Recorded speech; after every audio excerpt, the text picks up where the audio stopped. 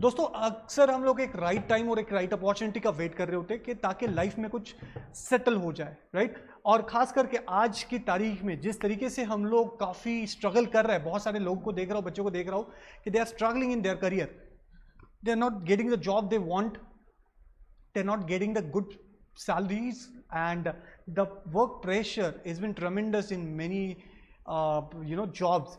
सो अगर ऐसी सिचुएशन में आप इस वक्त अपने आप को पा रहे हो कि आपके पास अच्छी जॉब नहीं है, अच्छी अपॉर्चुनिटीज़ नहीं है, अच्छी सैलरी नहीं मिल रही है, और जो काम करने की जगह है वो भी खास कोई आपको एक्साइट नहीं करती है, केवल आपको 10-15 हज़ार रुपये मंथली मिल जाते हैं, तो आप उस ऑर्गेनाइजेशन के साथ, उस जगह के साथ जुड़े हुए, अदरवाइज तो आपको उस जॉब में कुछ खास इंटरेस्ट है नहीं।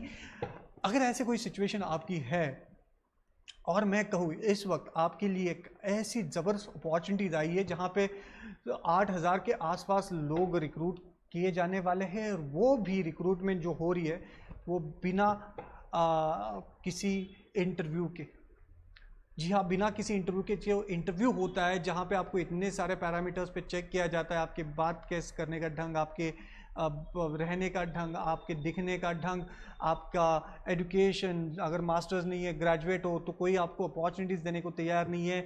इसके अलावा आपको जज किया जाता है बहुत अलग अलग पैरामीटर्स पे, और अगर यही पैरामीटर उसमें से हटा दिया जाता है आपके सिलेक्शन में, मैं कहता हूँ कि आपको ये कुछ नहीं फेस करना है। दूसरी बात मैं आपसे ये कहूँ कि आपके पास कोई प्रीवियस एक्सपीरियंस नहीं है तो भी ये जॉब आपको मिल सकती है, वो भी ऐसी जॉब जहाँ पे मिनिमम आप 25 to 30,000 मंथली कमाओगे।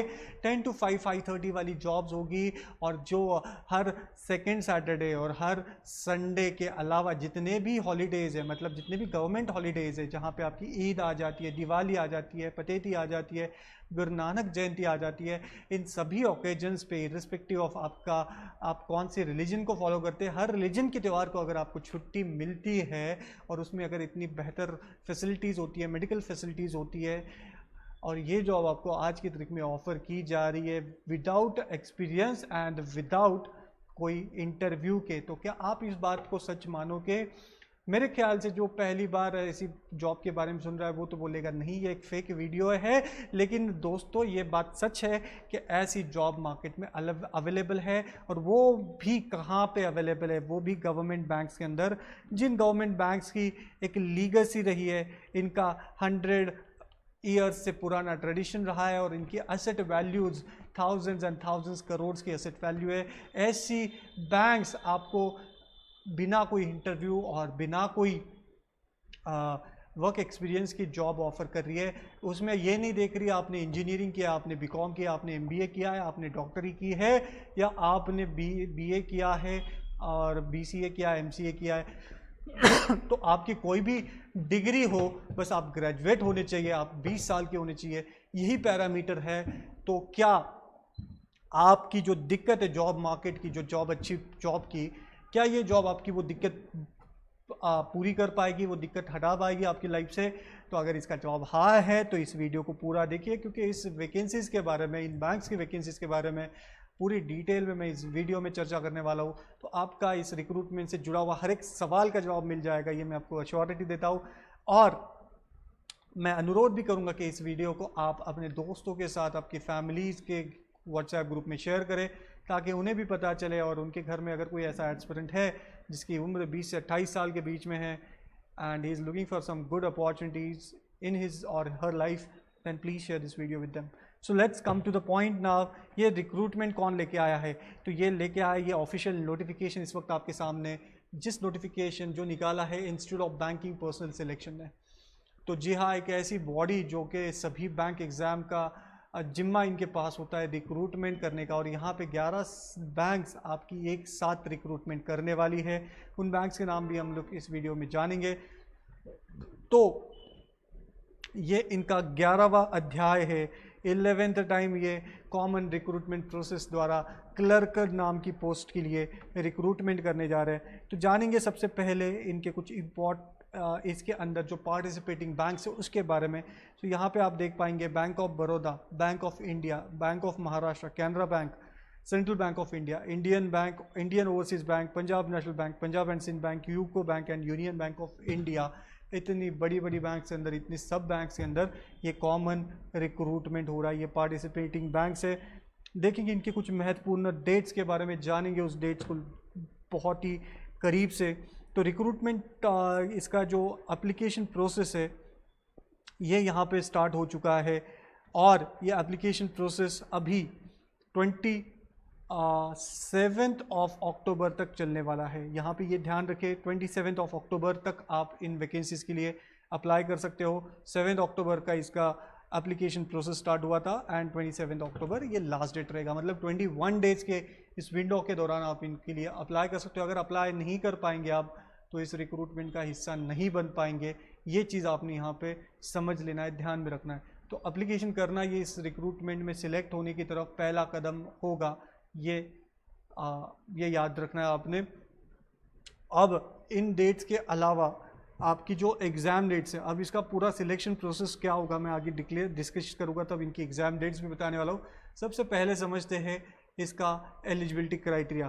पहली बात तो आप इंडियन नेशनल होने चाहिए। दूसरी बात आपकी एज जो है ये होनी चाहिए 20 से 28 साल के बीच में।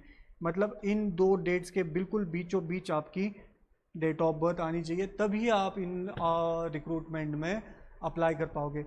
ये डेट तो सबके लिए कॉमन है, हालांकि इस डेट में आपको कुछ रिलैक्सेशन मिल सकता है। मतलब अपर एज में आपको यहाँ पे देख पाएंगे आप कि एज रिलैक्सेशन दिया है शेड्यूल कास्ट और शेड्यूल ट्राइब के लिए 5 इयर्स का, ओबीसी के लिए 3 इयर्स का, एंड पर्सन विद डिसेबिलिटी उनको 10 इयर्स का, राइट।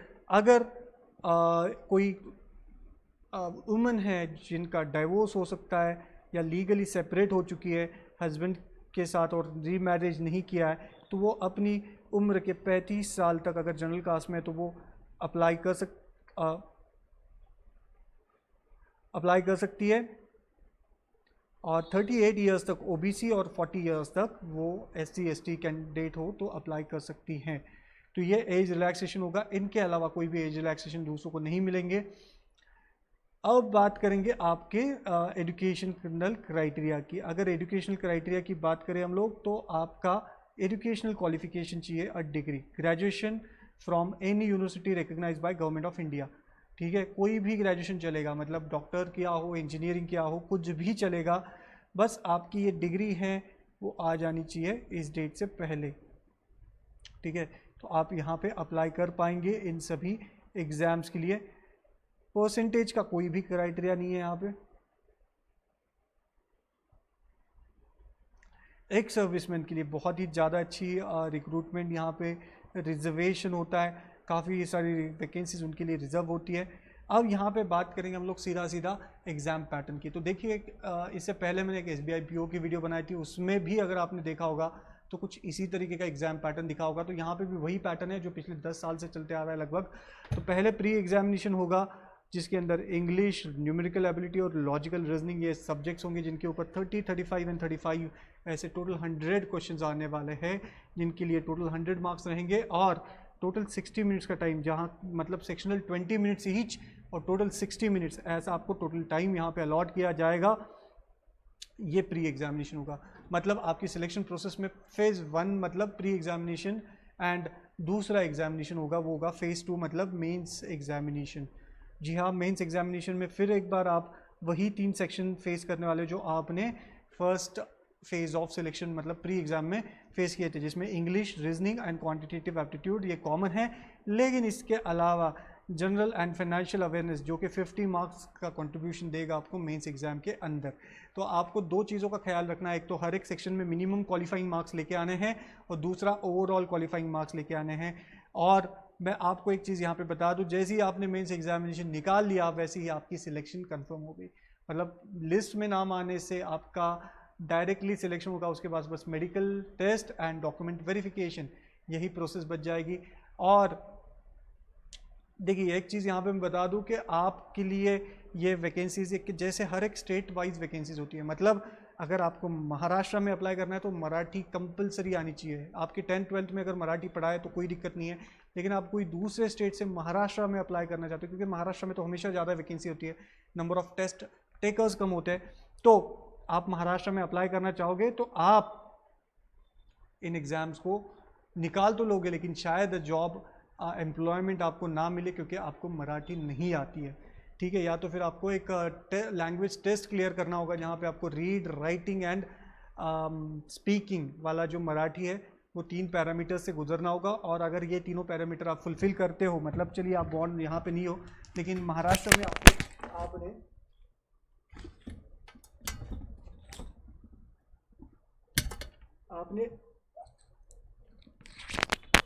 अच्छी तरीके से आपने मराठी सीख ली है तो आप ज़रूर अप्लाई कर सकते हो।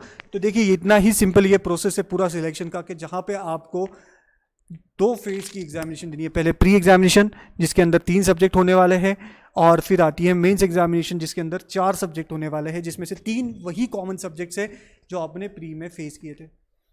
तो इन 4 सब्जेक्ट्स की अच्छी तैयारी आपको ये जॉब दिला सकती है बिना कोई झंझट के। एक परमानेंट जॉब, जो एक सिक्योर जॉब रहेगी आपकी, आप लाइफ प्लान कर सकते हो, आपको मेडिकल फैसिलिटी, सस्ते दरों में home loans, petrol allowance, every allowance will be paid to you, a good training facilities will be provided to you, and trust me, you can have the best of life in the government banks. इतना reputation है, उतना अपने employees का ख्याल रखती है। तो दोस्तों बिल्कुल देरी ना करें, जाए अप्लाई करें इन वैकेंसीज़ को और इन जॉब्स को कॉन्कर करें। आप अगर इनको कॉन्कर करने में कोई भी सपोर्ट चाहते हैं, आपको कोई भी रिस्क नहीं लेना है, बिल्कुल एक प्रोफेशनल गाइडेंस के अंदर, एक प्रोफेशनल एनवायरनमेंट की आपको तैयारी करनी है, तो आपको हम यहाँ पे तैयारी कराएंगे लर्नोपीडिया एकेडमी में। और इस तैयारी से जुड़ी हुई जानकारी के लिए आप हमें कांटेक्ट करें, पूरा प्रोफेशनल तैयारी। और ट्रस्ट में इस साल हम लोग काफ़ी लोगों को बैंक्स में भेजने की तैयारी ऑलरेडी शुरू कर चुके हैं। अगर आपने अब तक ये तैयारी नहीं शुरू की है तो आप एक बार लर्नोपीडिया आए, उसमें आपको ऑनलाइन और ऑफलाइन दोनों भी ऑप्शंस अवेलेबल हैं। जो भी ऑप्शन आपके लिए सही रहे उस ऑप्शन द्वारा क्लासेस ज्वाइन करें और एग्ज़ाम की राइट प्रिपरेशन करें, जो एग्ज़ाम स्पेसिफिक प्रिपरेशन होती है। देखिए लर्नोपीडिया में हर एक फैकल्टी, मतलब इंक्लूडिंग मी, एक एग्ज़ाम देता है, ठीक है। तो हमको पूरा आइडिया है कि एग्ज़ाम में क्या पूछा जा रहा है, एग्जैक्ट सिलेबस का आइडिया है, एग्जैक्ट आपकी एग्ज़ाम की रिक्वायरमेंट का आइडिया है, स्ट्रेटजी का आइडिया है, और उसके हिसाब से ही आपको पढ़ाया जाएगा। मतलब कोई भी टाइम पास नहीं, सीधा एग्ज़ाम स्पेसिफिक पढ़ाई एंड सिलेक्शन निकालने के लिए आपकी पूरी सपोर्ट। ये 2 चीज़ें आप लर्नोपीडिया से एक्सपेक्ट कर सकते हो। साथ ही साथ पूरा कोर्स मटेरियल से लेकर ऐप, अब लर्नोपीडिया आपको बिल्कुल एक एडवांस प्लेटफॉर्म दे रहा है। ऐप के द्वारा भी तैयारी करें, हमारी ऑनलाइन टेस्ट सीरीज़ आपको दी जाएगी, और आपको लाइब्रेरी फैसिलिटी, अगर आप ऑफलाइन बैचेस में आ रहे हो, फ्लेक्सिबल टाइमिंग की फैसिलिटी दी जा रही है। तो every possible support is available at Learnopedia academy, and we assure you the support till your selection, lifetime membership. जब तक सिलेक्शन नहीं हो जाती है, जब तक तोड़ेंगे नहीं, छोड़ेंगे नहीं, इस नारे को आगे बढ़ाते हुए लर्नोपीडिया आपको ये पूरा इस सफ़र में आपको अकेला नहीं छोड़ने का वादा करते हुए प्रिपरेशन कराएगी। बाकी तो ऑल द बेस्ट है, बाकी आपकी डिसीजन है, आपकी लाइफ है, कुछ ना कुछ तो कर ही लोगे। अगर कुछ हमारे साथ मिलके करना है तो ज़रूर आइए, या फिर जैसे भी लाइफ चल रही है अच्छी तरह से जिए, खुश रहे। और धन्यवाद बहुत बहुत इस वीडियो को पूरा देखने के लिए, और शेयर करें, चैनल को सब्सक्राइब करें और कमेंट करें आपकी जो भी कंसर्न्स हैं। Thank you so much for watching. जय हिंद।